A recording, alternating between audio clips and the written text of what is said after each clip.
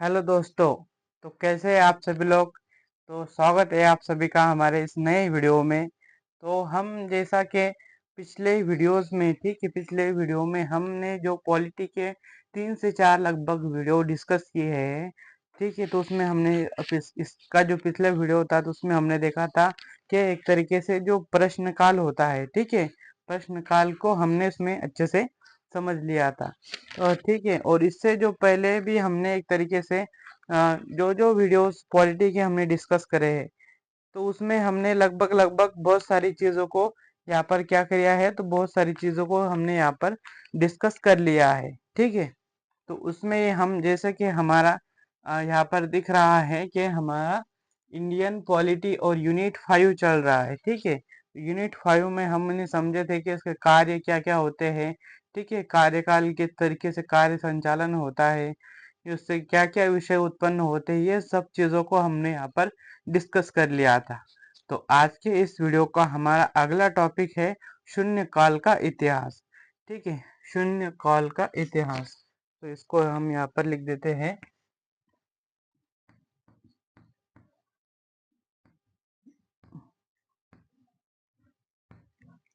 शून्य काल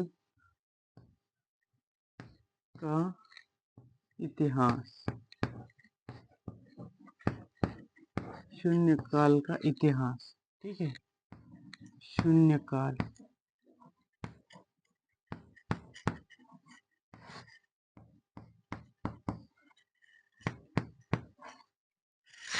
तो शून्य काल में हमें यहाँ पर सबसे पहले क्या देखना है, तो क्या होता है शून्य काल। ठीक है, क्या होता है शून्य काल, इसकी शुरुआत कब हुई और इसकी शुरुआत होने के पीछे के क्या कारण रहे होंगे, इन सब चीजों को हमें अब यहाँ पर इस वीडियो में हम डिस्कस करने वाले हैं। ठीक है, तो ऐसा माना जाता है कि जब संसद सत्र में अपना दिन शुरू करती है, जब संसद जो होती है सत्र में क्या करती है, तो अपना दिन शुरू करती है, तो प्रश्नकाल के अलावा जो प्रश्नकाल हमने इससे पहले देख लिया है, इससे पहले जो वीडियो हमने डिस्कस किए हैं उसमें हमने देखा था कि इस तरीके से तारांकित प्रश्न होते हैं, अतारांकित प्रश्न होते हैं, सरकारी जो मंत्री जो होते हैं उनसे प्रश्न पूछे जाते हैं, और जिस तरीके से जो विपक्ष में होते हैं उनसे अलग प्रश्न वो आपस में, यानी कि आपस में जो प्रश्न उनके आपस में उनमें पूछे जाते हैं। तो इन सब को हमने क्या किया था, तो पिछले वीडियो में डिस्कस किया था। तो उसमें ये बताया जा रहा है कि अपना जब संसद दिन शुरू करती है तो प्रश्नकाल जो होता है, ठीक है, प्रश्नकाल के अलावा संसद सदस्यों के मुद्दों पर चर्चा करने के लिए अतिरिक्त समय स्लॉट आवंटित करती है। अब इस संसद क्या करती है, तो जो प्रश्नकाल होता है उसको छोड़कर भी और क्या करती है, अतिरिक्त समय स्लॉट आवंटित करती है, यानी कि उसके अलग से भी उनको टाइम दिया जाता है। किस लिए टाइम दिया जाता है, तो हालांकि ये संसदीय प्रक्रिया में मान्यता प्राप्त नहीं है। ऐसा नहीं है कि ये यहाँ पर हमको संविधान से लिख कर दिया गया है। ठीक है, संविधान से ऐसा कुछ लिख कर नहीं दिया गया है, लेकिन शून्यकाल अब संसद के दोनों सदनों में एक आदर्श बन गया है। लेकिन अब एक परंपरा चल गई है। ठीक है, एक परंपरा चल गई है। अब वो परंपरा को ऐसा किया जा रहा है कि संसद के जो दोनों भी सत्र है, लोकसभा भी है और राज्यसभा भी है, तो ये दोनों भी क्या कर रहे हैं अब, तो ये दोनों भी आपस में इसको एक तरीके से परंपरा के अनुरूप उसके अनुसार काम कर रहे हैं। वो अवधि 12 बजे से शुरू होती है और दोपहर के भोजन के लिए समय तक होती है। अब क्या होता है, तो ये जो अवधि है, ठीक है, शून्य काल की जो अवधि है तो वो 12 बजे से शुरू होती है और 1 बजे तक क्या होती है, तो 1 बजे तक रहती है। ठीक है, एक बजे तक 1 PM तक जारी रहती है, उसे शून्य काल कहा जाता है। 12 बजे से 1 बजे तक का जो टाइम पीरियड होता है उसको इस संसद के सत्र में क्या कहा जाता है, शून्यकाल कहा जाता है। ठीक है, इस अवधि के दौरान सदस्य बिना किसी के अनुमति या पूर्व सूचना के सभी प्रकार के प्रश्न पूछ सकते हैं। अब इसमें क्या होता है, ये अवधि में जो सदस्य जो क्या होते हैं, तो बिना पूर्व सूचना के भी, ठीक है, बिना पूर्व अनुमति या बिना पूर्व सूचना के भी सभी प्रकार के प्रश्न पूछ सकते हैं यहाँ पर। ठीक है, संसदीय कार्यवाही के लिए नियमों में शून्यकाल का कहीं भी कोई उल्लेख नहीं है।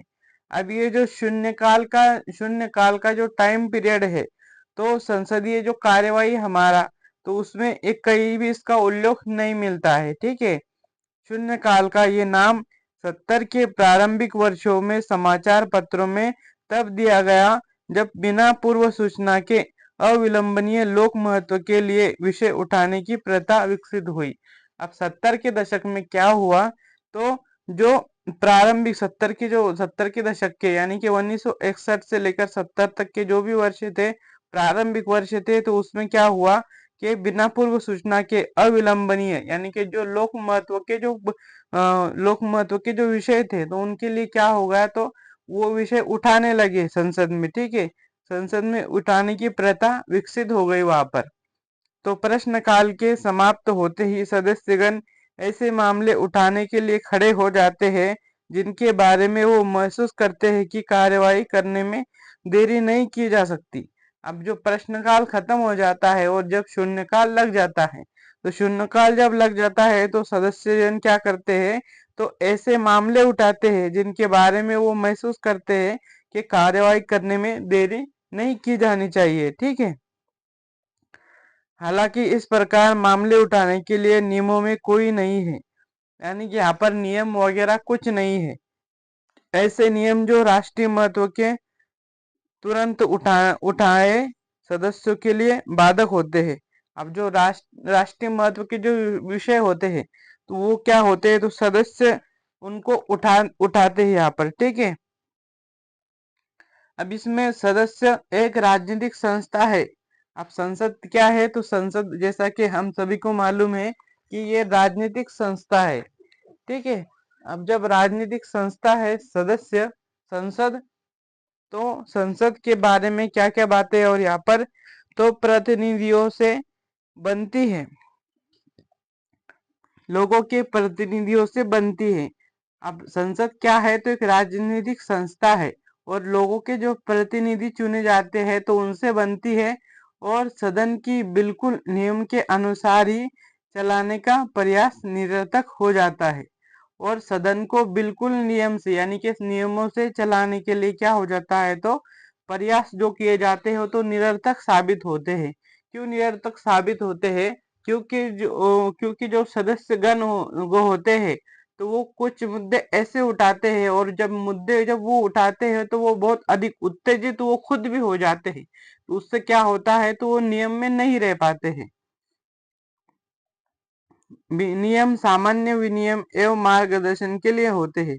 अब जो नियम जो होते हैं तो वो किस लिए होते हैं, कि सामान्य विनिमय एवं मार्गदर्शन के लिए क्या होते हैं, तो हम नियम बनाते हैं। ठीक है, और उसमें समय समय पर उत्पन्न होने वाली सभी संभव स्थितियों की पहले से ही परिकल्पना कदापि नहीं की जा सकती।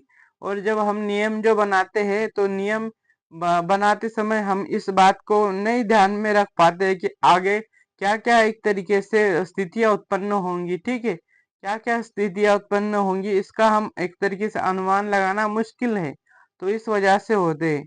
शून्यकाल कहलाने का कारण। अब इस शून्यकाल कहलाने का कारण यानी कि इसको शून्यकाल क्यों कहा जाने लगा। सबसे पहले तो हमने देख लिया कि शून्यकाल कहाँ से शुरू हुआ, क्या उसका विकास रहा। शून्यकाल कहने का कारण।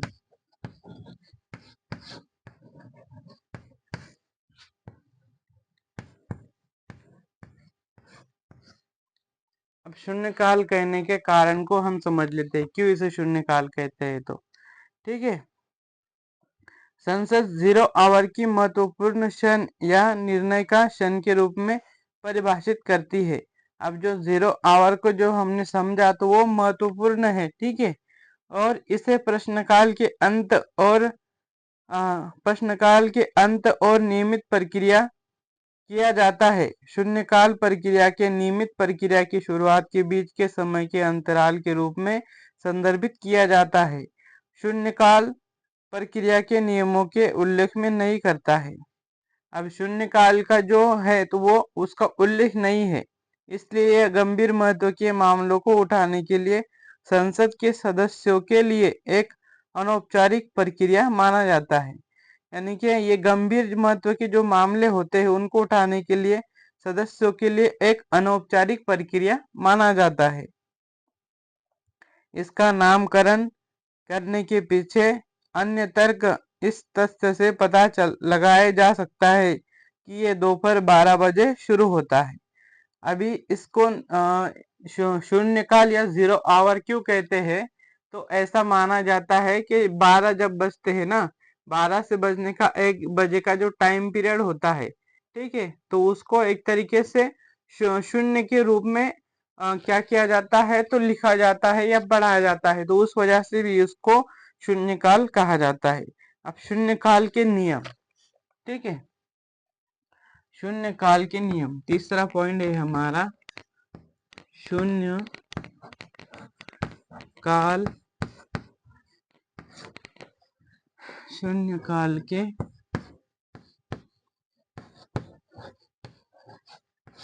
नियम। अब शून्य काल के नियम क्या क्या है उसको भी अब हमें यहाँ पर समझना है। तो शून्य काल के दौरान मामलों को उठाने के इच्छुक सदस्यों के दैनिक सत्र शुरू होने से पहले अध्यक्ष को नोटिस देने की आवश्यकता होती है। अब शून्यकाल का क्या नियम है कि जो भी मामले उठाने के इच्छुक सदस्य जो भी है, ठीक है, जो भी सदस्य जो इच्छा रखते हैं कि मामला उठाने के, उनको दैनिक जो भी सत्र शुरू होने से पहले जो अध्यक्ष है उसको क्या करना होता है, तो उसको नोटिस देने की आवश्यकता है। तो किस तरीके से उसको नोटिस देने की आवश्यकता है? तो वो इस तरीके से अपना पत्र अध्यक्ष महोदय को ले जाकर दे सकते हैं कि हाँ, इसमें हमारा हम इस मुद्दे को उठाने की इच्छा रखते हैं। और इस तरीके से अध्यक्ष क्या करता है कि फिर उनको वो मुद्दा उठाए देना है या नहीं देना है, तो फिर वो उस पर निर्णय लेने के लिए निर्णय ले सकता है, ठीक है। नोटिस में स्पष्ट रूप से उन विषयों को बताना होता है जो वे उठाना चाहते हैं। अब नोटिस में उन्हें स्पष्टता उल्लेख लिख कर देना होता है कि हम इस मुद्दे को उठाना चाहते हैं, ठीक है। अध्यक्ष अंतिम प्राधिकारी होता है कि ऐसे अनुरोध की अस्वीकार या स्वीकार कर सकता है। अब जैसे कि मैंने पहले आपको बताया कि इस तरीके से क्या किया कि सदस्य ने अध्यक्ष को नोटिस भेजा कि भाई हमें यहाँ इस तरीके का ये मुद्दा उठाना है, ठीक है। अब इसमें जो सदस्य जो है, तो सदस्य को स्पष्ट उल्लेख लिख कर देना होता है अध्यक्ष को कि हमें जैसे बेरोजगारी का मुद्दा उठाना है, ठीक है। अब वो अध्यक्ष के पास क्या ये पावर है कि वो उसको एक तरीके से क्या कर सकता है कि ऐसे अनुरोध को स्वीकार या अस्वीकार कर। अब वो उसके पास दो ऑप्शन है कि एक तो वो उसका अनुरोध स्वीकार कर लेगा सदस्य का, या एक तो उसको अस्वीकार कर देगा, ठीक है। लोकसभा में शून्यकाल के दौरान केवल 20 मामलों को उठाने की अनुमति है। अब लोकसभा में जो शून्यकाल है, ठीक है, 12 से 1 बजे का जो टाइम पीरियड है, उसमें केवल 20 मामलों को उठाने की अनुमति है। फिर ये अध्यक्ष है जो ये तय करता है कि पहले चरण प्रश्नकाल के बाद किन विषयों पर चर्चा की जानी है। अब ये अध्यक्ष पहले तो लोकसभा में 20 मामले उठा सकते हैं हम 12 से 1 बजे के बीच में दरमियान, ठीक है। और जब जैसे प्रश्नकाल खत्म हो जाता है, 11 से लेकर 12 बजे तक का जो टाइम पीरियड होता है, तो वो प्रश्नकाल कहलाया जाता है। अभी प्रश्नकाल खत्म होने के बाद अब अध्यक्ष के पास एक तो जो भी सदस्यगण होते हैं, जो जो मुद्दे उठाने होते हैं, तो वो क्या करते हैं, पहले से नोटिस दे देते हैं उनको। अब अध्यक्ष को एक तरीके से ये उसके पास पावर होता है कि किन मुद्दों को पहले उठाना है और किन को बाद में। और दूसरे चरण के दौरान नियमित व्यवसाय के अंत में शाम 6 बजे के बाद कौन से अन्य मुद्दों को उठाया जा सकता है। अब जो दूसरा चरण है, ठीक है, दूसरा चरण जो दैनिक नियमित व्यवसाय के अंत में